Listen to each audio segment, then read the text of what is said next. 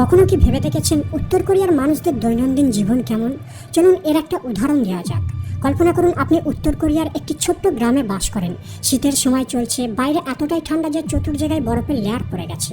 আপনার কাদামাটির তৈরি ঘর বাড়ি, আর এই ঘরটিকে ঠান্ডা রাখার একমাত্র উৎস একটি ছোট্ট জ্বলন্ত কাঠের চুলো। খাবার জন্য আপনার কাছে রয়েছে মাত্র এক বাউল চাল, আর এই চাল দিয়ে এক সপ্তাহ ধরে আপনাকে খিদে মেটাতে হবে, কারণ এই দেশে সপ্তাহে একবারই রেশন দেওয়া হয়। আপনি খুবই তৃষ্ণার্ত, কিন্তু খাবার জল পান করার জন্য আপনার কাছে কোনো নলের ব্যবস্থা নেই। তাই জল পান করার জন্য আপনাকে নদীর ধারে যেতে হবে, আর জমাট বরফ ভেঙে খাবার জল আর ওয়াশ করার জন্য জল পাত্রে করে বয়ে বাড়ি নিয়ে আসতে হবে, কারণ এখানে রানিং ওয়াটার সরবরাহের কোনো অবকাঠামো নেই।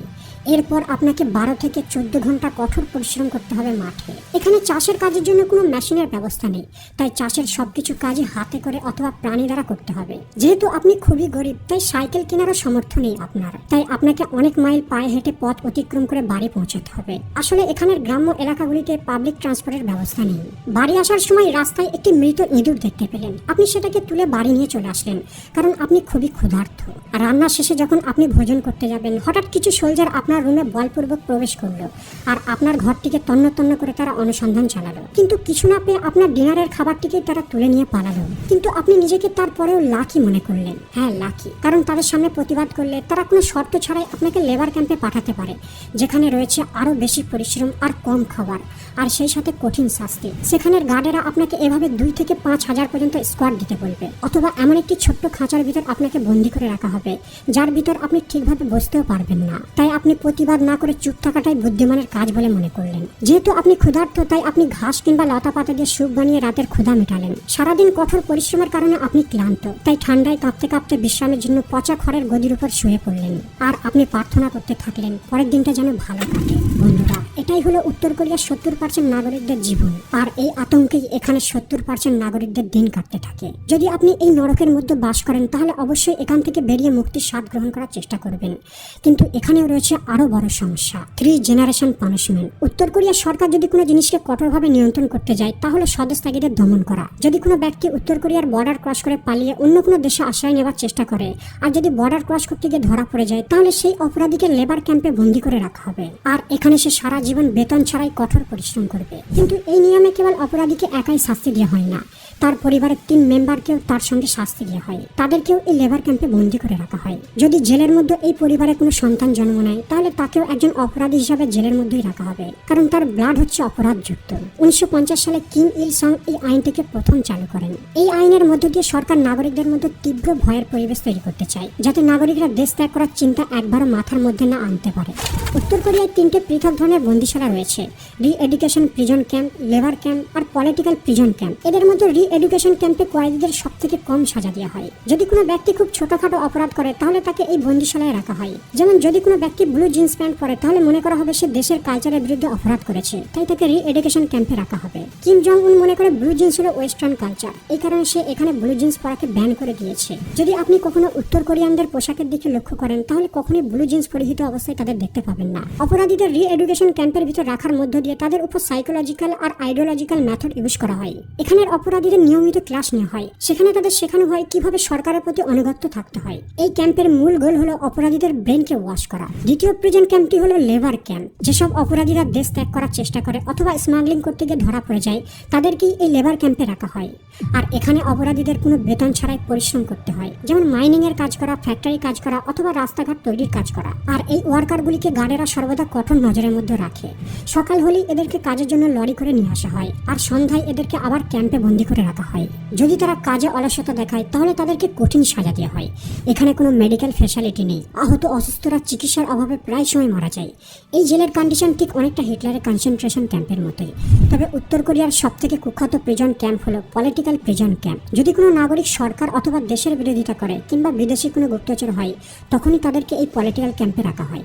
এমনকি যদি কোনো অপরাধী সিরিয়াল কিলারও হয়ে থাকে, থাকে, তারপরেও এখানে তাদেরকে রাখা হয় না। কেবলমাত্র কিম জং উনের বিদ্রোহীদেরই এখানে বন্দী করে রাখা হয়। নর্থ কোরিয়ার এই পলিটিক্যাল ক্যাম্পগুলির মধ্যে সব থেকে ভয়ঙ্কর ক্যাম্প হলো কোয়ালিশো। এখানের কয়েদিদের টর্চারের পদ্ধতি হলিউড মুভিকেও হার মানায়। এখানে কয়েদিদের শারীরিক আর মানসিক দুটোর কম্বিনেশনে টর্চার করা হয়। এখানের কমন টর্চার হলো হাত পা আর লাঠি দিয়ে প্রহার করা, 95 ডিগ্রি অ্যাঙ্গেলে এভাবে 2 থেকে 3 দিন পোজ দিয়ে দাঁড় করিয়ে রাখা, আর প্রতি বছর এখান থেকে কয়েদিদের বাছাই করে পাবলিকের সামনে হত্যা করা। মাঝে মাঝে এদেরকে ফাঁসি দিয়ে হত্যা করা হয়, আবার কখনো কখনো ফায়ার স্কোয়াড দিয়ে সবার সামনে গুলি করা হয়। আর এদের হত্যা দেখার জন্য জনগণদের ফোর্স করা হয়, এমনকি বাচ্চারাও সেখানে উপস্থিত থাকে। এই পলিটিক্যাল ক্যাম্পে প্রায় 2 লাখের উপর কয়েদিদের বন্দী করে রাখা হয়েছে। মনে করা হয় এখানের অমানবিক অত্যাচার সহ্য করতে না পেরে প্রায় 1 লাখেরও বেশি কয়েদি মারা গেছে। 2017 সালের আগে পর্যন্ত গোটা বিশ্ব জানত না যে উত্তর কোরিয়াতে কোয়ালিশো নামের একটি ভয়ানক পলিটিক্যাল প্রিজন ক্যাম্প রয়েছে। 2016 সালে আমেরিকার একজন টুরিস্ট অটো আম্বিয়ার নর্থ কোরিয়ায় ভিজিট করে। কোরিয়া ভিজিটের কিছুদিন পরেই তাকে গ্রেপ্তার করে নেওয়া হয়। তার অপরাধ কেবল সে হোটেল থেকে কিম জং উনের প্রোপাগান্ডা পোস্টার সরিয়ে দেয়।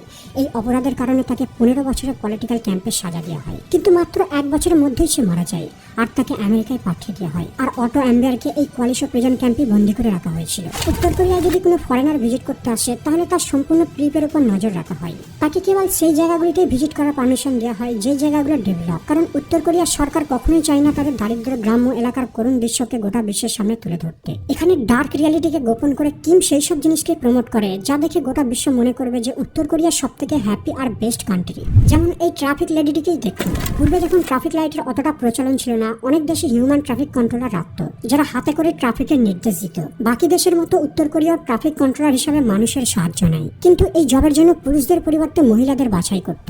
বর্তমানেও এই ট্রাফিক কন্ট্রোলারদের জব হলো এখানের হাইলি ডিমান্ডেড জব। এখানে কোনো ট্রাফিক লাইট নেই, পরিবর্তে সুন্দর আর অ্যাট্রাকটিভ মহিলাদের সিলেক্ট করা হয়। আবার এই উত্তর কোরিয়ানদের থেকে এদের স্যালারিও অনেক বেশি।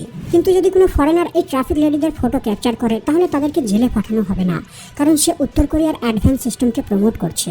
যদি এখানে মেয়েদের আকর্ষণীয় লুক থাকে তাহলে তাদের জন্য রয়েছে অসংখ্য হাই পেইড জব ফ্যাসিলিটি। এমনই একটি ডিমান্ডেড জব হলো প্লেজার স্কোয়াড বা কিপুঞ্জ।